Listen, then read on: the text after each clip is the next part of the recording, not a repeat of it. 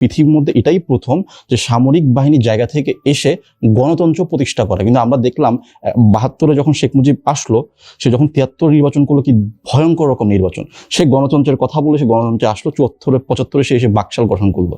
সে গণতন্ত্র জায়গা থেকে বরঞ্চ আরো কি স্বৈরতন্ত্র হয়ে উঠলো। কিন্তু জিয়াউর রহমান ছিল সেনাবাহিনী মানুষ। আমরা দেখি সেনাবাহিনী মানুষরা বেসিক্যালি কি করে, মার্শাল ল জারি করে সেনাবাহিনী শাসন করে, সেনা শাসন করে। কিন্তু সেই জায়গাতে তিনি এসে বহুদলীয় গণতন্ত্র শুরু করলো। তো সেটা তো অভাবনীয় বিষয়। জিয়াউর রহমান ছিল ২,০০০ টাকা বেতন পেত, সেখান থেকে আবার সে রিলিফ ফান্ডে টাকা জমা দিয়ে দিত।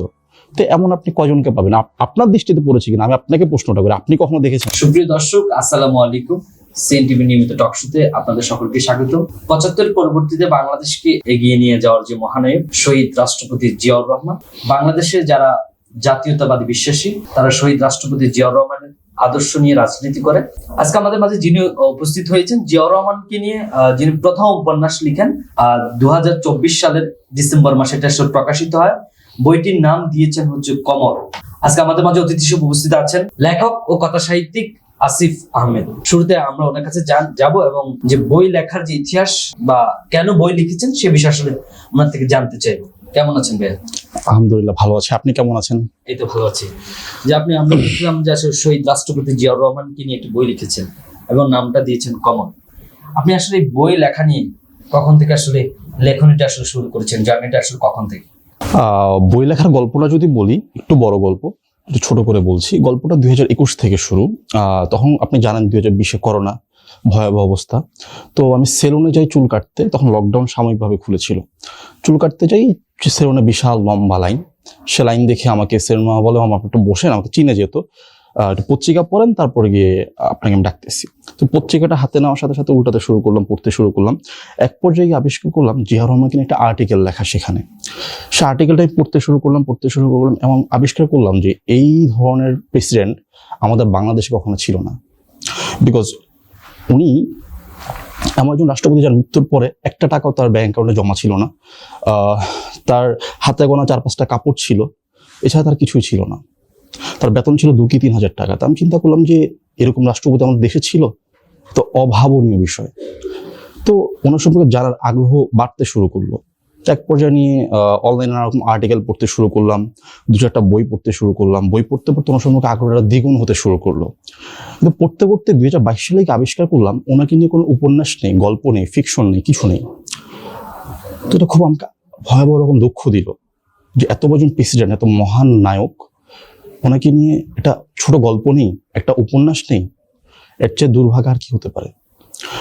তো আমি যেহেতু লেখালেখি করি, দীর্ঘ ১০ বছর ১৫ বছর লেখালেখি করে আসছি, তো সেই জায়গা থেকে আমি চিন্তা করি আমি লিখতে চাই, ওনাকে একটা উপন্যাস লিখতে চাই।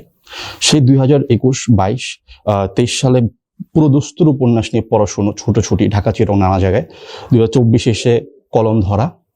তো এই যে ২০২৪ ডিসেম্বর বইটা শেষ হয় এবং প্রকাশিত হয়। এবং যে আপনি জিয়াউর রহমানকে নিয়ে যে আসলে যে লেখনীটা আসলে লিখেছেন, আপনি তথ্য সংগ্রহটা আসলে কিভাবে করেছেন? তথ্য সংগ্রহটা খুব ভয়াবহ জায়গা ছিল ভাই। আমি আপনাকে বুঝাই যে সত্যি বলতে জিয়াউর রহমান নিয়ে ফিকশন কোনো ম্যাটেরিয়াল নেই ভাই। বইয়ের মধ্যে যে আমি যে উপন্যাস লেখার জন্য যে ম্যাটেরিয়ালটা দরকার, যে গল্পটা দরকার, যে ফান্ডটা দরকার, যে এই মাল মশলাটা দরকার, সেটা ছিল না। এটা আমার নানা জায়গা থেকে, নানাজন থেকে নিতে হয়েছিল। যেমন জিয়াউর রহমানের আমলে ছিল বাবু গয়েশ্বরচন্দ্র রায়, বিএনপি স্থায়ী কমিটির সহ, তার সাথে বসেছিলাম রুহুল কবির রিজভী, এবং জিয়াউর রহমানের অনেক যারা জিয়াউর রহমানকে সরাসরি দেখেছেন, তার শাসন আমল দেখেছেন, সেখান থেকে সে গল্পগুলো সংগ্রহ করা এবং অনেক স্মৃতিকথা থেকে নানা রকম গল্প সংগ্রহ করা। এই করতে করতেই ওই জায়গা থেকে আমি এই গল্পের ম্যাটেরিয়াল মাল মশলাগুলো আমি সংগ্রহ করি। আসলে আপনি যখন বইটা আসলে প্রকাশনা করেছেন, অ্যাটলিস্ট আসলে ২০২৪ সালের ডিসেম্বর মাসে করেছেন, এখন জানুয়ারি মাস।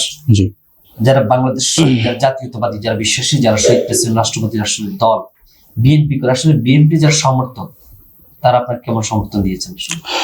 সত্যিকারে আমি তো এই বইটা কোনো দলীয় লেন্স থেকে লিখিনি, দলীয় জায়গা থেকে লিখিনি। তাদের আইডিওলজি তো তাদের আইডিওলজি আসলে আমি তো তেমনভাবে কাউকে জানাইও নেই বিষয়টা। আমি চেয়েছি যে এই জায়গাটা আমি নিরপেক্ষ জায়গা থেকে লিখতে। আমি চাইলেই সেটা ওনাদের কাছে রিচ করতে পারতাম, এটা খুব কঠিন কিছু ছিল না। তো আমি চেয়েছি কি যে নিরপেক্ষ জায়গা থেকে ওনাকে দেখার জন্য, নিরপেক্ষ জায়গা থেকে রিপ্রেজেন্ট করার জন্য। আমি যদি দলীয় সমর্থন পেতাম তাহলে দলীয় একটা বয়ান হয়ে যেত, দলীয় একটা সমর্থন হয়ে যেত। এখানে আমি চাচ্ছি নিরপেক্ষ জায়গা থেকে পাঠকের কাছে পৌঁছতে। এটা as a fiction. Ziaur Rahman কিন্তু প্রথম উপন্যাস মানুষ জানুক। তো জিয়াউর রহমানকে তো তেমনভাবে মানুষ জানেন না, জেনজিরা জানে না। আর ওনার দলও ওনাকে তেমনভাবে জানে না। তো সেই জায়গা থেকে আমি নিরপেক্ষ জায়গা থেকে ওনাদের চেনাতে চাইছি, কোনো দলীয় জায়গা থেকে, কোনো দলীয় সমর্থন থেকে ওনাকে চেনাতে চাইনি। আর আমার কাজটাও তো আপনি শুনলেন যে কোনো দলীয় জায়গা নয়, এটা একদমই আমার ব্যক্তিগত উৎসাহে কাজটা করা। তো আসলে অনেক তো মানুষ থাকে আসলে আমাদের বাংলাদেশে, একটা অপসংস্কৃতি হচ্ছে দেখা যায় আওয়ামী লীগ আসলে শেখ মুজিব, বিএনপি আসলে হচ্ছে জিয়াউর রহমান, একটা মানুষকে এসে রাজনৈতিক চর্চা করে। আপনি যখন লিখতে গিয়েছেন আপনার কেমন মনে হয়েছে আসলে রাজনীতি আসলে চর্চা করা উচিত কিনা? মানে কোন বিষয়ে রাজনীতি চর্চা করা উচিত কিনা? মানুষকে নিয়ে যে একটা রাজনীতি করে, মানে মানুষকে নিয়ে যেই আপনি যেটা বলতে চাচ্ছেন যে দ্বিপাক্ষিক ভাবে যেটা হয় যে ক্ষমতার জন্য কেবলমাত্র মানুষকে ব্যবহার করে, সেই ব্যবহারের রাজনীতি, হ্যাঁ সেটা তো কোনোভাবেই কাম্য না।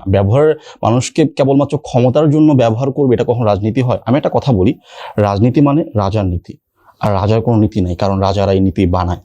এখন কথা হলো যে এখন আমরা যদি জনগণ কিন্তু বরাবর নিষ্পেষিত হয়ে আসে, এখন কথা হলো কি ওই ক্ষমতায় কে বসছে সেটাই হলো বড় কথা। ক্ষমতা যদি ভালো মানুষ বসে তাহলে অবশ্যই সে তার জায়গা থেকে সে ভালো কিছু করবে, মানুষকে সে ক্ষমতার জন্য ব্যবহার করবে না, সে মানুষের জন্য কাজ করবে। যেটা সবচেয়ে বড় উদাহরণ জিয়াউর রহমান। তিনি চাইলেই কিন্তু ক্ষমতাটাকে ব্যবহার করতে পারতেন নিজের মতো করে। উনি কিন্তু সামরিক বাহিনীর লোক, পৃথিবীর মধ্যে এটাই প্রথম যে সামরিক বাহিনীর জায়গা থেকে এসে গণতন্ত্র প্রতিষ্ঠা করে। কিন্তু আমরা দেখলাম ৭২-এ যখন শেখ মুজিব আসলো, সে যখন ৭৩ নির্বাচন করলো, কি ভয়ঙ্কর রকম নির্বাচন। সে গণতন্ত্রের কথা বলে সে গণতন্ত্রে আসলো, ৭৪-৭৫ সে এসে বাকশাল গঠন করলো। সে গণতন্ত্র জায়গা থেকে বরঞ্চ আরো কি স্বৈরতন্ত্র হয়ে উঠলো। কিন্তু জিয়াউর রহমান ছিল একজন সম্পূর্ণ আর্মির মানুষ, আর্মি চিফ অফ আর্মি, সেনাবাহিনী মানুষ। আমরা দেখি সেনাবাহিনী মানুষরা বেসিক্যালি কি করে, মার্শাল ল জারি করে সেনাবাহিনী শাসন করে, সেনা শাসন করে। কিন্তু সেই জায়গাতে তিনি এসে বহুদলীয় গণতন্ত্র শুরু করলো। তো সেটা তো অভাবনীয় বিষয়। আচ্ছা আচ্ছা আচ্ছা, আসলে একটা বিষয় যদি আমরা জানতে চাই যে কমল, জি, যে নামটা দিয়েছেন আসলে কমলটা আসলে কি? আপনার সাথে আউটডোরে কথা হচ্ছে যে কমল জিনিসটাকে প্রেক্ষিটা বলছিলাম যে কমল জিয়াউর রহমানের ডাক নাম, আর এই নামটা তার দাদার দেওয়া ছিল। আপনি যদি দেখেন তার সন্তানের নামও কিন্তু ডাকনাম তারেক রহমানের ডাকনাম পিনু, এবং তার ছোট সন্তান ওনার সম্পূর্ণ আরাফাত রহমান কোকো, তার ডাকনাম কোকো। এবং বেগম জিয়া রহমানের অরিজিনাল নাম খালেদা খানম। হ্যাঁ, তো বিবাহ সূত্রে স্বামীর উত্তরসূরি ধরে বেগম জিয়া, তার ডাকনাম ছিল পুতুল। খুব তাদের ফ্যামিলির নামগুলো বেশ ইন্টারেস্টিং লাগছে, যে ছোট ছোট যে ডাকনামগুলো। তো জিয়া রহমান ডাকনামটা বেসিক্যালি দিয়েছিল তার দাদা। হ্যাঁ, তাকে কমল নামে ডাকতো, আর কমল অর্থ হলো পদ্মফুল। সেই ডাকনাম পদ্মফুল, এটাকে নিয়েই আমি বইটার নাম দেই কমল। আচ্ছা আচ্ছা, মানে জিয়াউর রহমানের ডাকনাম ছিল আসলে কমল। সেই জায়গা থেকে আমরা জানি আসলে শহীদ রাষ্ট্রপতি জিয়াউর রহমান কিন্তু খুব সিম্পল লাইফ লিড করতো। আসলে যারা জাতীয়তাবাদী, যারা রাজনীতি করে, তারা আসলে কি জিয়াউর রহমানের যে একটা আদর্শ ছিল, জিয়াউর রহমান যে আসলে খুব সিম্পল লাইফ লিড করতো, তারপর হচ্ছে খুব সুন্দর রাজনীতি করতো, এখন যারা রাজনীতি করে তাদেরকে আসলে ওইরকম রাজনীতি করে বলে আপনার মনে হয়? দেখুন, জিয়া বাংলাদেশে একটাই হবে, এই উদাহরণ শুধু জিয়াউর রহমানকে দেওয়া সম্ভব। শুধু উনি রাজনীতির ক্ষেত্রে যে উনি স্বচ্ছ ছিল তেমন না। আপনাকে আরেকটা উদাহরণ দিয়ে আপনি বিস্মিত হবেন। এই যে ক্যান্টনমেন্টের যে বাসাটা ছিল ওনার, যেখান থেকে বেগম জিয়াকে বের করে দেওয়া হয়, এই যে বাসাটা উনি কিন্তু পাকিস্তান আমলে পেয়েছিল। উনি যখন কর্নেল পদোন্নতি পান তখন সেই বাসাটা, ক্যান্টনমেন্টের বাসাটা, সেই বাসাটা তিনি স্বাধীনতার পরে প্রেসিডেন্ট হওয়ার পরে কিন্তু তিনি সেই বাসাতেই ছিলেন। উনি যখন ৭১ যুদ্ধের পরে যখন অফার দেওয়া হয় যে আপনি তো এখন দেশ তো স্বাধীন হয়ে গেছে, তখন কিন্তু ক্যান্টনমেন্টের বাসাগুলো তখন তো পাকিস্তানিরা থাকতো। তো সেই জায়গা ছেড়ে তা তো চলে গেল। তখন পাকিস্তান চলে যাওয়ার পর বাংলাদেশ অফিসাররা হিরিক পড়ে গেল সেই ক্যান্টনমেন্টের বাসাগুলো দখলের। তখন জিয়াউর রহমানের কাছে প্রস্তাব আসলো যে আপনি একটা বাসা নিন, ভালো বাসা আছে অমুক জায়গায়। তিনি বললো এসব কথাবার্তা আমার সামনে কখনো বলবে না, যদি বলো আমার অফিসে ঢুকবে না। আমি এখানে আর্মিতে জয়েন করেছি মানুষের জন্য, ভালো বাসায় থাকার জন্য নয়। তিনি সেই জিনিসটা শুনি আগে থেকে প্র্যাকটিস ছিল। ওই যে বললাম যে ভালো মানুষের দরকার, তো সেই জায়গা থেকে ওনার যে আদর্শটা ওই ছোটবেলা থেকে এবং প্রাপ্তবয়স্ক হওয়ার পরও তার সে আদর্শটা ছিল, এবং সেটা যার প্রতিফলন আমরা রাজনৈতিক জীবনেও দেখেছি। তো সেটা জিয়াউর রহমান দ্বারাই সম্ভব। এখন যদি কেউ, আমার তো দৃষ্টিতে পড়ে না সেই জায়গা থেকে খুব এমন মানুষ যারা নিরপেক্ষ জায়গা থেকে, যারা কোন রকম লোভ লালসা ছেড়ে দিয়ে রাজনীতি করেছে, যারা জিয়াউর রহমান ছিল ২০০০ টাকা বেতন পেত, সেখান থেকে আবার সেই রিলিফ ফান্ডে টাকা জমা দিয়ে দিত। তো এমন আপনি কয়জনকে পাবেন? আপনার দৃষ্টিতে পড়েছে কিনা আমি আপনাকে প্রশ্নটা করি, আপনি কখনো দেখেছেন? আমার কথা বাদ দিন, আপনি দেখেছেন? তাহলে আসলে যেহেতু জিয়াউর রহমান কিনে আসলে কমল যে বইটা লিখেছেন, জি, আসলে আপনি পাঠকের যারা পাঠক, যারা পড়েছে আসলে তারা কেমন রিভিউ দিয়েছে? দেখুন, বইটা বেরিয়েছে সম্ভবত 20 দিন হচ্ছে এই পর্যন্ত, 15 কি 20 দিন। তো সেই জায়গা থেকে প্রি অর্ডার আগাম বুকিং করে বইটা তারা সাথে সাথে পাঠক পায় এবং এখনো সংগ্রহ করছে। আর সংগ্রহ করার বিস্তর জায়গা কিন্তু মেলা আছে, এই মাস আছে, দীর্ঘ সময়। আর বইটা নিয়ে আমি খুব জোরে সোরে কথাও বলছিলাম, আমি যাচ্ছি আস্তে আস্তে যাক, মিউটি যাক, যেহেতু এটা জিয়া রহমানকে নিয়ে লেখা, খুব সাবলীলভাবেই আমাকে একটা দলীয় ট্যাগ দেওয়া হবে সেটা আমি জানি। তো সেই জায়গা থেকে পাঠক আমাকে রোজ, আমি পাঠকের একটা মেসেজ পাচ্ছি, তারা অভাবনীয় সব মেসেজ দিচ্ছে আমাকে, যা আমাকে আসলে বিস্মিত করছে। তারা বলছে আমাদের জিয়া রহমান আসলে এমন মানুষ ছিল, তার নাম তো কেবল শুনেছি, তাকে নিয়ে আমরা জানতাম না।